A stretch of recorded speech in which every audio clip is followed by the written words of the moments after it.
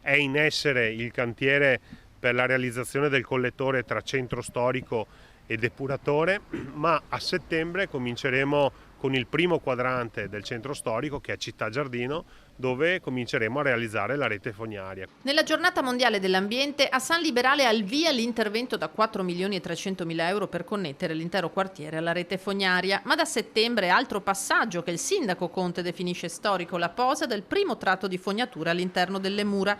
Nel frattempo San Liberale sarà il primo quartiere cittadino a essere completamente collegato al depuratore. Abbiamo deciso di non fare più interventi spot o episodici.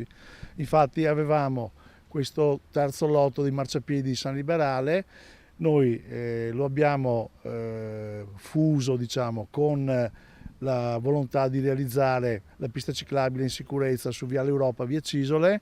Percorso che arriverà al polo scolastico destinato a una riqualificazione insieme a molti altri servizi del quadrante tra San Liberale, Monigo, San Paolo e Santa Bona per investimenti di 55 milioni di euro pubblico-privato. L'ex polveriera al centro anziani via Mantiero, dove con le fognature saranno rifatti anche i marciapiedi. Il quartiere di San Liberale era privo di fognatura e quindi tramite la realizzazione di 3 km di condotta riusciamo ad allacciare circa 2000 persone alla rete fognaria di Viale Europa, che poi confluisce sul depuratore, e andiamo anche a sostituire gran parte, circa 3 km di acquedotto che aveva delle problematiche, delle perdite. Ricordo che ad oggi abbiamo una dispersione quantificabile attorno al 25%, l'obiettivo da qui a fine mandato è di andare sotto il 20%. In tema di sostenibilità non sfugge la classifica del Sole 24 Ore che vede la Marca settima in Italia per consumo di suolo. Dobbiamo dialogare con le parti private esattamente come abbiamo fatto a Treviso, riuscendo in molti casi a fermare anche lo sviluppo edificatorio,